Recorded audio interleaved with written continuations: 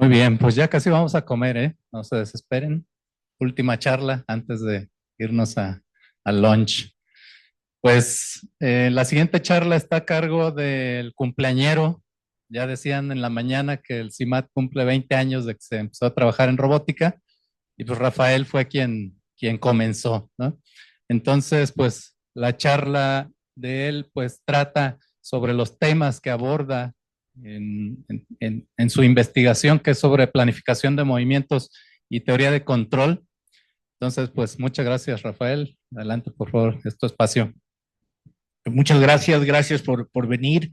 Este, yo tengo como que la plática dividida en dos partes y voy a tratar de terminar a tiempo. Entonces vamos a ver lo que me da tiempo de presentarles. Me voy a regresar yo un poquito porque pues hemos visto trabajo como que muy reciente, ¿verdad? Trabajo de investigación.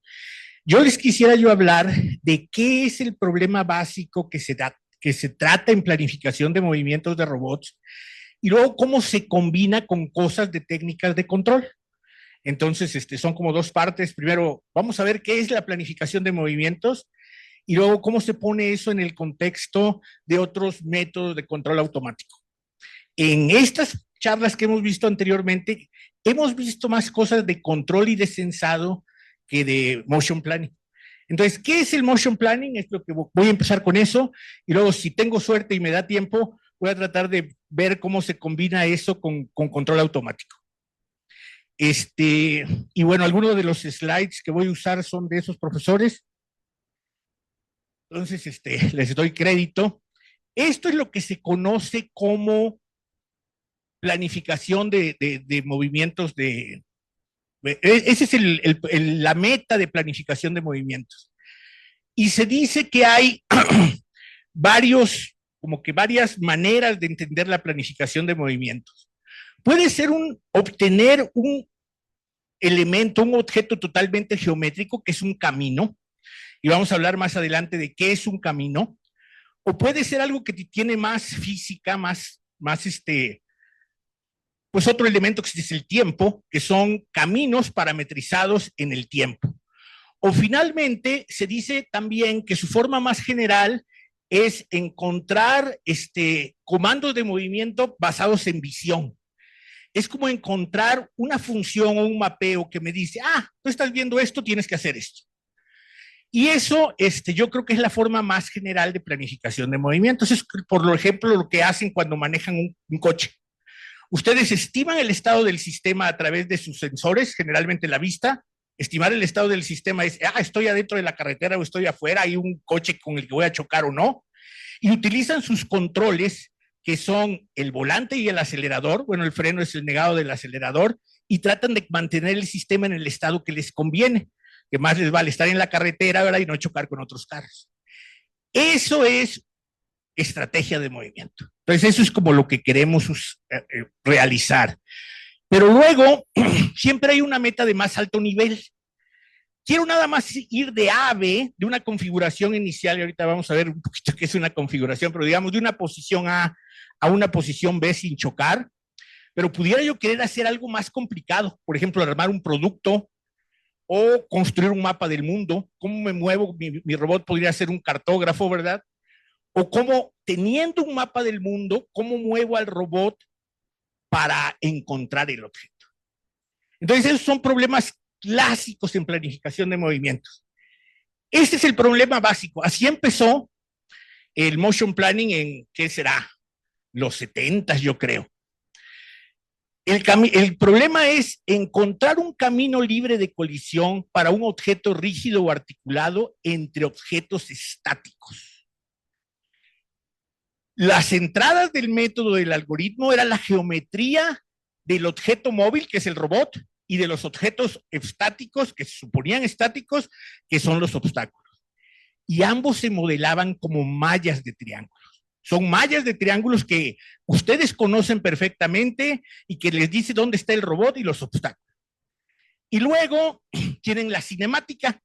La cinemática no es más que un mapeo matemático que les dice, si ustedes tienen ciertos ángulos de un brazo, por ejemplo, ¿dónde va a estar el efector final? es una transformación que me dice para ciertos valores de los parámetros de mi brazo, dónde está la pinza del brazo. Y también hay una versión de velocidad. Si ustedes, las velocidades de los motores son tales, en el espacio articular, como decía Seth en la mañana, ¿qué tan rápido se va a estar moviendo su pinza? Y finalmente, ¿cuáles son las configuraciones iniciales y finales de su robot? Una configuración es un vector de números que les dice la posición y orientación, la pose, pues, también se le conoce como pose, del robot. Y la salida del método es una secuencia continua de configuraciones libres de colisión que te conectan la configuración inicial y final. Y ese es el problema básico. No hay incertidumbre, conoces a los obstáculos, tienes la cinemática, pero tienes que encontrar un camino donde el robot no choque.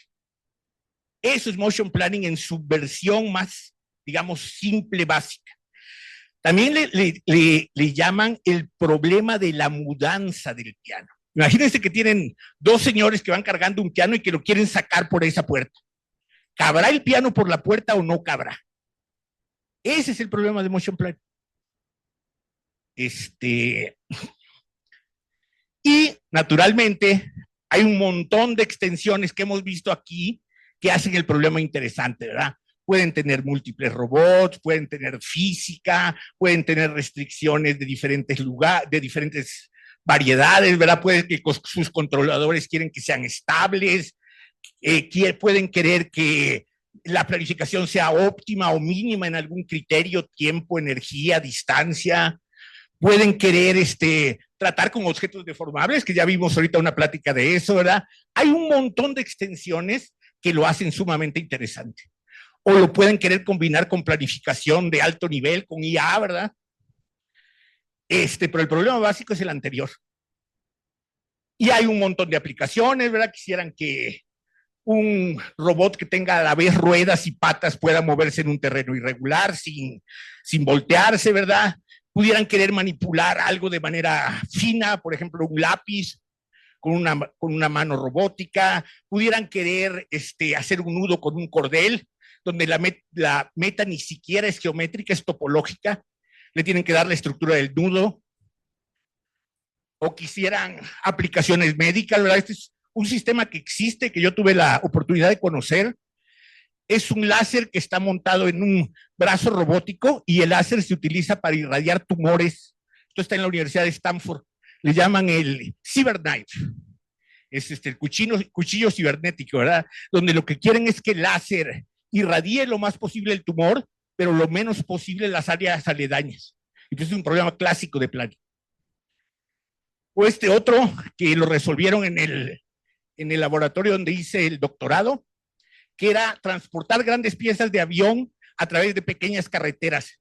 Es un problema clásico de planning, donde tienen un sistema con restricciones, un tráiler no lonómico, y quieren que no vaya a golpear las casas a lo largo de la carretera. Entonces, pues hay muchas extensiones y muchas aplicaciones, ¿verdad? Eso es parte de lo bonito de la temática. Pero vamos a ver un poquito más de como los conceptos básicos. Primero, ¿qué es un camino?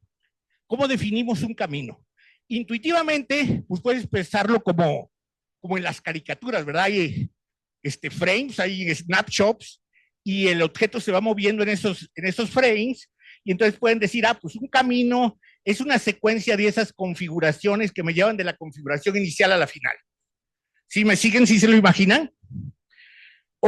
Pero si tienen un robot más complicado como ese brazo de muchos grados de libertad, donde los obstáculos son los triángulos negros, lo quieres llevar de la configuración blanca a la configuración negra. Donde una configuración es eso, es los grados de libertad, las variables que te dicen la posición y orientación de cada uno de los elementos del robot. Entonces, ¿qué es un camino? Pues resulta que en los 70s, cuando esto empezó, a un investigador se le ocurrió agarrar ideas de física y de matemáticas y definió algo que se llama el espacio de configuración, que es una herramienta que te permite de manera general decir qué es un robot y qué es un camino en ese espacio abstracto. Y en ese espacio abstracto, el robot es un punto, y ahorita los voy a tratar de convencer de eso, un simple punto, y el camino es un pedazo de curva continua que está incrustado ahí. Entonces, imagínense que vamos a empezar con un robot bien sencillito, que es ese disco, y lo vamos a mover en contacto con el obstáculo, que es la región sombreada. Entonces, el robot, pueden pensar que se encoge y se vuelve un punto, y el obstáculo se agranda, se dilata, ¿verdad? De hecho, es una operación matemática, eso se le llama una suma de Vygotsky, y en ese espacio, que es el espacio de la derecha, que es el espacio de configuraciones, si el robot punto no está dentro de la región negra, entonces el robot no choca con el obstáculo. ¿Ok? Entonces, si yo lo quiero llevar de una configuración inicial a una configuración final, tengo que mantener el puntito fuera del obstáculo negro. Y eso funciona también para robots un poquito más complicados. Digamos un triángulo donde el punto de referencia ya no es el centro del disco, sino uno de las vértices. Para esa orientación del triángulo, si hago lo mismo, el obstáculo se ve como a la derecha. Para esa otra orientación del triángulo, el obstáculo se ve así. En realidad, ese obstáculo en el espacio de configuraciones está en dimensión 3, donde 2 de las dimensiones son la posición, pero la otra dimensión es la orientación. Y este objeto que ahora tiene volumen es el obstáculo. Si el robot que se encogió a un punto no está dentro de ese volumen, el triángulo no está en colisión para ninguna configuración. Y lo interesante es que esto se extiende a cualquier robot con cualquier número de grados de libertad y con cualquier forma. En la izquierda está el espacio físico y es un robot planar con 2 grados de libertad, al que llamamos Q1 y Q2. Y en la parte derecha está ese espacio abstracto, el espacio de configuración, donde el robot es un punto. Este es el robot en la configuración roja y este es el robot en la configuración verde. Y el camino es una curva continua. El problema es que los obstáculos se deforman en ese espacio, ¿verdad? Mapean de manera rara. Eso es lo difícil, calcular cómo se ven en ese espacio, porque el robot ya lo volviste un punto. Y entonces es mucho más fácil manipular un punto que un piano, ¿verdad? Resulta que ese espacio tiene propiedades, la topología puede no ser la trivial, la cartesiana. Por ejemplo, nosotros sabemos que 0 y 2π es lo mismo. Entonces, imagínense que tienen una hoja de papel y la pegan por un extremo, se vuelve un cilindro, pero como el otro ángulo también es 0 y 2π, pueden pegarlo por el otro extremo y van a tener la topología de un toro. El espacio de configuraciones es la superficie de ese toro y el robot es un punto moviendo sobre la superficie del toro. Para esa configuración, para esa otra, ¿verdad? Y hay obstáculos, mapean de alguna manera en la superficie del toro y la trayectoria es una curva continua. ¿Ok? Entonces ese es el poder de esa abstracción matemática. Sin importar el robot ni el número de grados de libertad, el robot va a ser en un punto en ese espacio de altas dimensiones y la trayectoria va a ser una curva continua. Y esta formulación se ha utilizado desde los 70s para establecer el problema de planificación de movimientos. ¿Cuándo existe solución para el problema? ¿Cuándo el piano cabe por la puerta? Cuando la configuración inicial y final del robot punto en el espacio de configuraciones está en el mismo componente conexo del espacio de configuraciones. Y eso te permite saber claramente cuándo hay solución y cuándo no. Lo malo es que calcular el espacio de configuraciones o los métodos que se conocen son muy complejos computacionalmente. Necesitas hacer muchos cálculos y el mejor algoritmo determinístico conocido es exponencial en el número de grados de libertad del robot. A pesar de que existe y te dice si hay solución o no, no es práctico. Es un algoritmo determinístico. Entonces, esa es una idea, es una lección que se aprendió en planificación de movimientos y lo que entendimos es, calcular el espacio de configuraciones de manera exacta es prohibitivo computacionalmente. Entonces surgieron otro tipo de técnicas que lo que hacen es aproximarlo a través de muestreo probabilístico, lo explora y crean una representación muy simplificada que en general es un grafo. Como imagínense una red de las vías del metro. Los nodos del grafo son configuraciones y los ejes del grafo son trayectorias muy simples. Por ejemplo, trayectorias en línea recta en el espacio de configuración. Y aquí está cómo funciona, yo creo que el primer método de ese tipo, que se llama métodos basados en muestreo, que son los probabilistic roadmaps o mapas de caminos probabilísticos, que de hecho propusieron en dos universidades diferentes más o menos al mismo tiempo, en la Universidad de Utrecht y en la Universidad de Stanford. Y pues la idea es bastante simple. Lo negro es el espacio prohibido, los obstáculos en un espacio que puede tener altas dimensiones.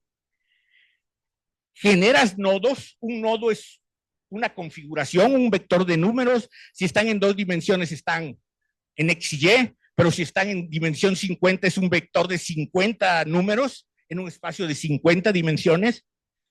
Generas muchos de esos y eliminas los que están en colisión. Luego agarras cada uno de esos nodos que quedaron libres de colisión y les calculas un vecindario en base a una métrica, a una distancia. Los que están más cerca de esa distancia los tratas de conectar con líneas rectas en el espacio de configuraciones. Cuando no los puedes conectar, los quitas.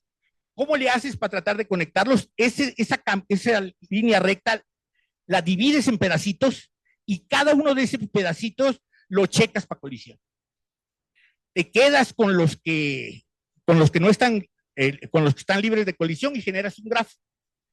Y luego, para la configuración y final, la conectas al grafo y utilizas algoritmos clásicos de búsqueda en grafos para encontrar cómo de ir de la configuración inicial a la configuración final, por ejemplo, un algoritmo de Dijkstra. Y esos son los métodos. Esta es otra variante, el Rapid Exploring Random Tree o árbol aleatorio de exploración rápida, que tiene la propiedad de que explora muy bonito el espacio. El árbol se ve tirado hacia el espacio libre y es una suerte de fractal. Primero se expande con una densidad, con menos densidad, y luego se reproduce con mayor densidad. Entonces, el método es bien simple, no tengo ahorita tiempo de detallárselo, pero si alguien tiene curiosidad, los Rapid Exploring Random Trees y el chequeo de colisiones, cómo saber si el robot choca con el obstáculo o no, eso sí se hace en el espacio de trabajo, en el espacio físico. Generalmente utilizas métodos aproximados, donde tienes una primitiva geométrica, por ejemplo, una esfera o un círculo, y tú dices, si los círculos en este caso en 2D no están chocando, entonces los objetos no chocan. Si están chocando, puede que choquen o pueden que no, ¿verdad? Subdividen a una cierta resolución y van eliminando porciones que no están en colisión. Por ejemplo, lo que está dentro de este círculo ya no puede estar en colisión con este, ¿verdad? Y descartan muy rápidamente. Muy rápidamente. Esto lo representan como otra estructura arborescente donde estos son mallas de triángulo, ¿verdad? Y hay jerarquías para dividir el objeto. Ese objeto lo representan como un árbol, una estructura de datos tipo arborescente, y chequeo de colisiones son búsquedas recursivas en esos árboles, donde pueden utilizar algoritmos clásicos de búsquedas recursivas como preorden, inorden, que son bien compactos y son súper rápidos. Entonces, así es como funciona típicamente la planificación de movimientos, y esto se utiliza para calcular trayectorias para sistemas de muchos grados de libertad. Están diseñados para eso. Hay versiones donde además de encontrar trayectorias factibles, te encuentran trayectorias de mínimo costo para algún criterio. Por ejemplo, aquí el criterio es la distancia. El de la izquierda es un RT estándar el de la derecha es un RT óptimo, estrella que le conoce. Y como decía un alumno, ves como el árbol se peina, se organiza y se va, vas obteniendo las trayectorias más cortas en distancia euclidiana. Y aquí les voy a mostrar un video para un sistema de, creo que son 6 grados de libertad, porque estos métodos están pensados para altas dimensiones. Es un brazo manipulador. A la izquierda está el resultado del camino para el RT estándar y a la derecha el RT estrella, el óptimo. Ahí lo que minimizamos es la suma de la diferencia cuadrada de los ángulos. Y creo que ahorita se va a ver la traza. Creo que sí es claro que el de la derecha está optimizando algo. Entonces, pues ese fue el primer objetivo de la plática, ¿verdad? Eso es motion planning en su versión más simple. Hay libros de eso, ¿verdad? Entonces, si alguien tiene interés, esos son yo creo que los libros más conocidos. Y el último es un artículo donde propusieron el RT estrella y el PRM estrella, las versiones óptimas. Y ahora sí, un poquito de nuestra investigación en CIMAT. ¿Me queda cuánto? Me quedan... ¿A qué horas terminamos, Héctor? 15 minutos, perfecto. A ver qué puedo hacer en 15 minutos. Utilizamos este tipo de métodos, pero con otro tipo de restricciones. Por ejemplo, además de querer que las trayectorias sean libres de colisión, les imponemos otras restricciones. Por ejemplo, aquí, en lugar de suponer que hay un efector final al final del brazo, una pinza, suponemos que hay una cámara. Y lo que queremos es que esa cámara mantenga un objeto dentro del campo de vista y que no se ocluya con obstáculos. En la versión de arriba, nada más estamos satisfaciendo restricciones, mientras que en la versión que se veía abajo, optimizamos que el robot esté cerca del centro de la cámara. Y aquí estamos aplicando esto a un robot real, un robot en el CIATEC, un robot industrial que evita colisión, busca trayectorias más cortas en el espacio de configuraciones y a la vez mantiene esa tasa en vista.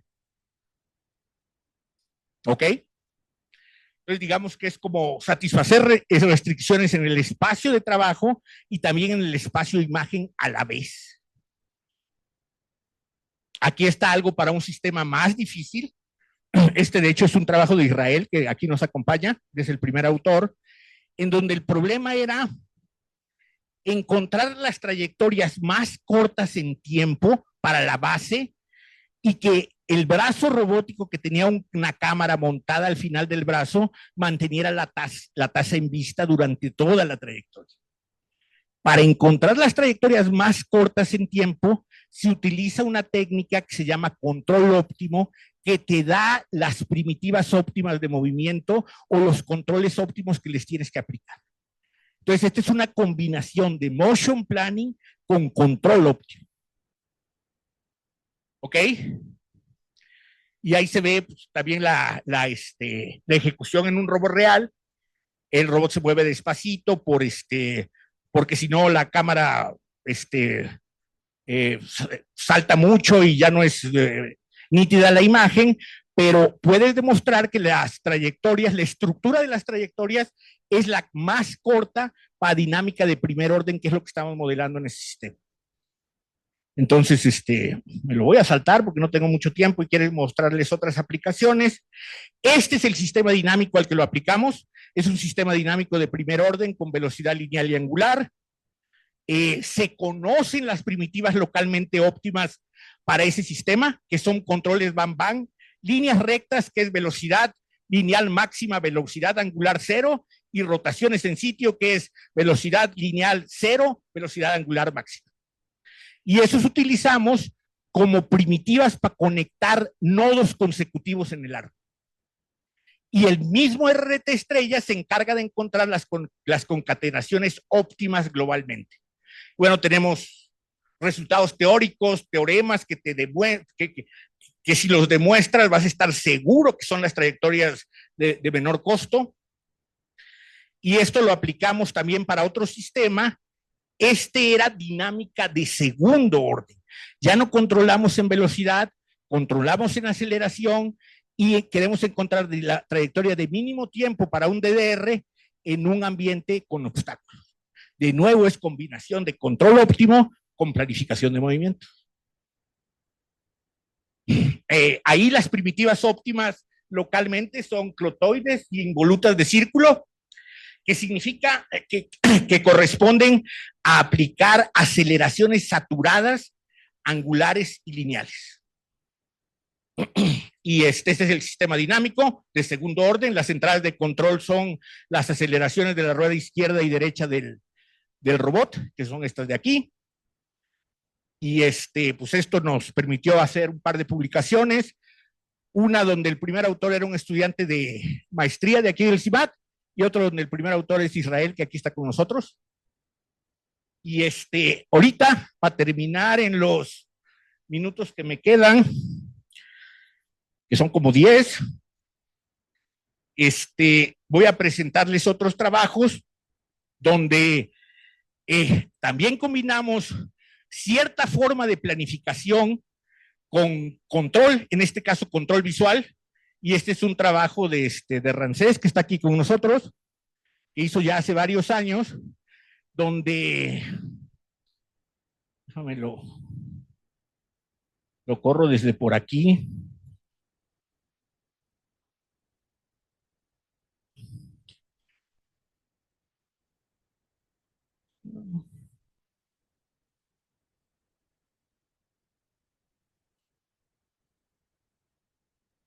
Aquí está, desde aquí, en donde estamos combinando control visual que nos permite, en base a imágenes, controlar al robot, calcular las velocidades angulares y lineales, y nos retroalimentamos con los bordes de la carretera. Además, suponemos que hay un láser que está montado en el robot y que nos está dando la distancia a los obstáculos, y de esa manera el robot puede mantenerse adentro del carril de la carretera, y también puede, y luego espero que ahorita lo veamos, decidir si hay tiempo suficiente para rebasar un carro que viene en el carril contrario. Bueno, más bien, para rebasar un carro que viene en el mismo carril, pero hay un carro que viene en el carril contrario.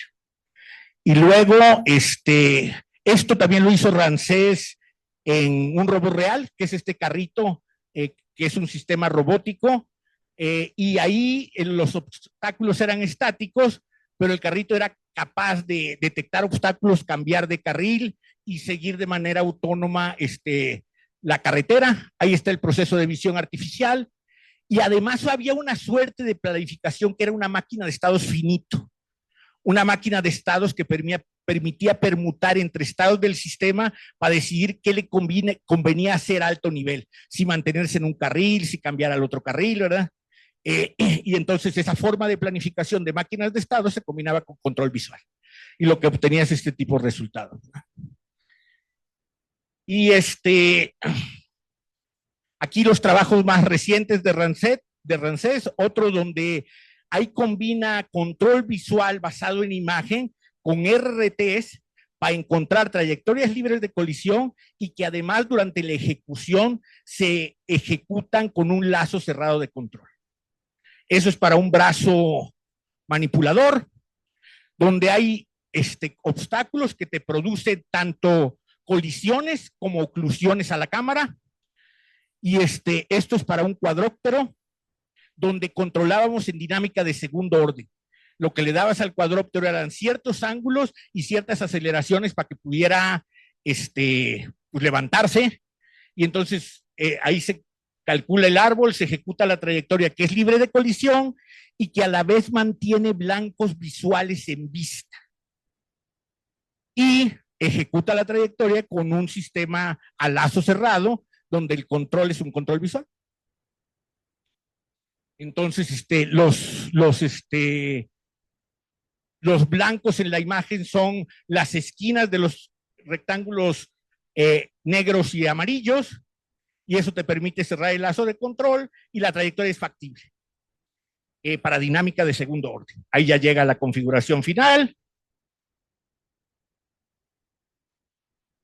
Y ahí está el árbol, el árbol que se construyó, una proyección de ese árbol. Y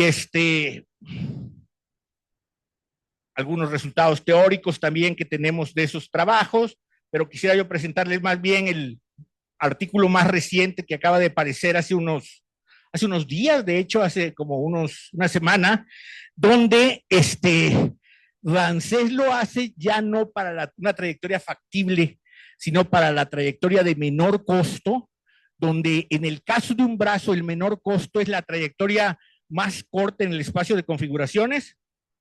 Y ahí está, es un árbol ahora estrella, un RDT estrella, pero que se ejecuta con control visual a lazo cerrado. Y de hecho, la principal diferencia con trabajos previos es que en trabajos previos está desacoplado. Primero haces la planificación y luego haces el control. Aquí en la planificación misma garantizas que la trayectoria sea ejecutable con un lazo cerrado de control. Y eso también esto es óptimo en tiempo para un robot de manejo diferencial, ¿verdad? Para un DDR que tienen ruedas independientes, ¿verdad? Esto es un experimento en el laboratorio real. Y bueno, el controlador que diseñó Rancés es localmente asintóticamente estable. Eso lo que te permite es que, a pesar de que haya desviaciones de la trayectoria óptima nominal, esas desviaciones nunca van a ser grandes. Es como si tu trayectoria ejecutable estuviera dentro de un tubo que no puedes escapar. Entonces siempre te vas a mantener en un vecindario de la trayectoria óptima. Y esas son las ejecuciones de la trayectoria. Obviamente la física, la dinámica del sistema te hace desviarte un poquito, ¿verdad? Pero como tienes un controlador asintóticamente estable, se va a mantener pegada a la óptima nominal. De hecho, es un controlador de tracking. Estás siguiendo la trayectoria óptima. No sé si eso lo tengo. Al menos esa ecuación, sí, aquí está la ecuación. Ya conocen el error de siempre del controlador visual, ¿verdad? Entre las primitivas deseadas y las primitivas actuales, y el controlador está traqueando el control óptimo, que sabemos cuál es. Son velocidades lineales saturadas o velocidades angulares saturadas. Es un control switchante, ¿verdad? Y este término de aquí es el término de corrección, donde este error está en el espacio de imagen. Pero Rancés dio las condiciones para que si reduces ese error en el espacio de imagen, el error también se reduzca en el espacio de estado. ¿Ok? Entonces, con la pura imagen puedes garantizar optimalidad global en el espacio de estados. Y pues esto es la clásica matriz, el jacobiano imagen, ¿verdad? Y esta es una matriz de transformación, es un controlador proporcional con un término correctivo que está siguiendo el control óptimo nominal. Y finalmente, creo que todavía me da tiempo. Sí, todavía tengo 5 minutos, creo. Otro trabajo que también apareció hace poquito, donde lo que queremos es que un dron encuentre la cara de una persona. El escenario es el siguiente: tienes un ambiente con obstáculos, tienes un dron que está buscando una perspectiva, un punto de vista desde donde vas a ver la cara de la persona. Y hay que evitar obstáculos y hay que buscar ese blanco visual. Es como un problema de búsqueda.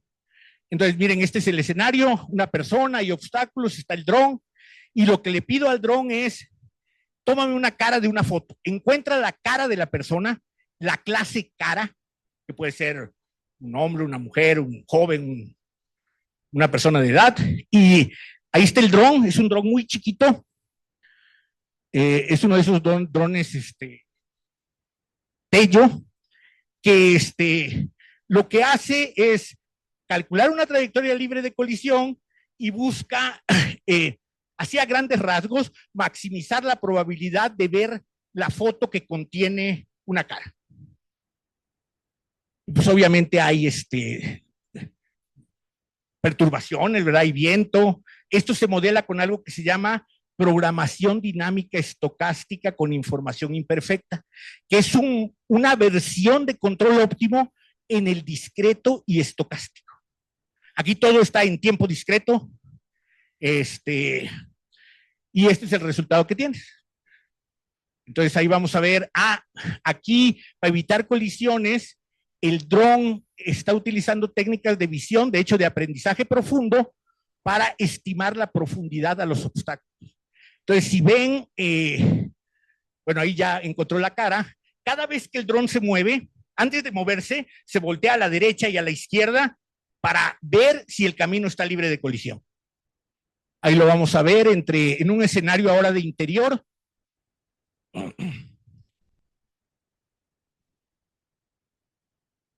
Ahí está el dron, en este caso es una chica, y el dron empieza, este video tiene como objetivo mostrar que el método está razonando en 3 dimensiones.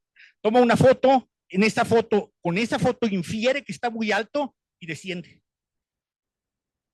Ahí van a ver cuando desciende. Es algo que el método encuentra él solo, ¿verdad? No está preprogramado. Luego empieza vean ustedes, ahí se mueve a la izquierda, luego se mueve a la derecha, determina si el camino está libre de colisión o no, utilizando esas técnicas de visión que utilizan Machine Learning para inferir la distancia, y luego se va moviendo, tomando fotos, buscando la foto que contiene una cara. Entonces, pues aquí sí ya es un trabajo de integración, donde integras control, planning y percepción. ¿Va? Y eso yo creo que es lo interesante. Ahí llega, va a encontrar la cara.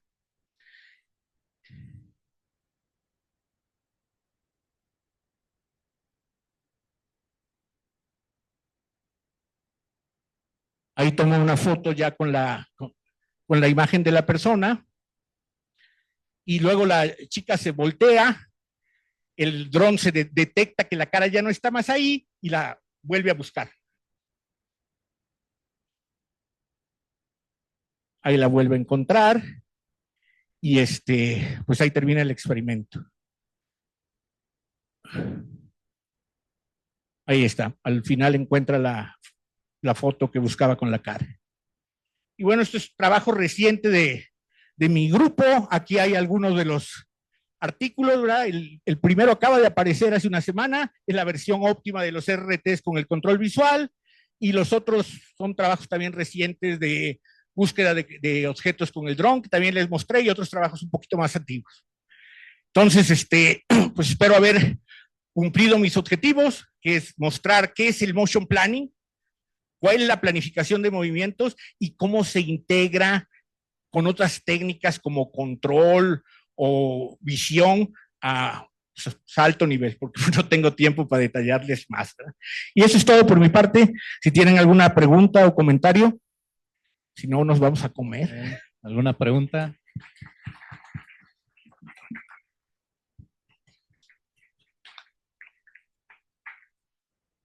¿Una pregunta para pasar el micrófono? Un poco en este último experimento, el dron tiene forma de detectar a la persona. ¿Cómo supo que te tenía que...? Sí, o sea, tiene una probabilidad de que la persona sea lo que quieres que sea, y además es un problema dual de localización y detección. Conforme el experimento, bueno, lo modelamos como un PONDP, como un proceso parcialmente observable de Markov, y a cada instante tiene una PDF de dónde se encuentra relativo a la persona. Entonces él sabe dónde debería de estar para verla, ¿verdad? Y tiene una estimación de dónde está. Entonces es capaz de inferir, no, pues estoy muy alto, necesito bajar. De nada. ¿Otra pregunta? Mientras se animan, tal vez, he de comentar que esta charla se transmitió en vivo por YouTube como parte de las actividades de divulgación del CIMAT. Y de hecho, por ahí vi que había una pregunta en línea, entonces la comento. Adelante. Puedes platicar al respecto. Claro, claro. La pregunta más o menos dice que ¿cuál ha sido la influencia en los últimos años de la IA en este contexto de estos problemas? Uy, pues un montón de influencia. De hecho, hay trabajos bien interesantes donde lo que hacen es utilizar espacios latentes para representar esos espacios abstractos como el espacio de configuraciones en versiones como, digamos, compactadas, o sea, versiones que nada más guardan información relevante y pues también son eficientes. Y hay métodos, yo conozco un trabajo que, si me ayudas a decir cómo se llama, Israel, es el MPNet, que es una red neuronal que utiliza métodos basados en muestreo para aprender y luego generaliza utilizando una red neuronal en estos espacios latentes. Y eso es de lo más reciente que hay. Hay también cosas con aprendizaje por refuerzo, donde tratas de encontrar políticas de movimiento, esto mismo que hacemos, que es mapear estados, observaciones a controles, pero a través de básicamente el reinforcement learning es prueba-error. Simulas el ambiente, ves si funciona o si no funciona, y si funciona le das digamos, reward, una recompensa, y si no funciona lo castigas. Así hasta que aprende. El problema con esos métodos es que son medio ineficientes, necesitan muchos datos, son muy tardados, ¿verdad? Entonces, como que el reto es cómo los haces eficientes, rápidos y explicables también. Mañana habrá alguna plática al respecto, ¿verdad? Muy bien. ¿Alguna pregunta por aquí? ¿Nada? Bueno, pues entonces por ahorita vamos a hacer una pausa para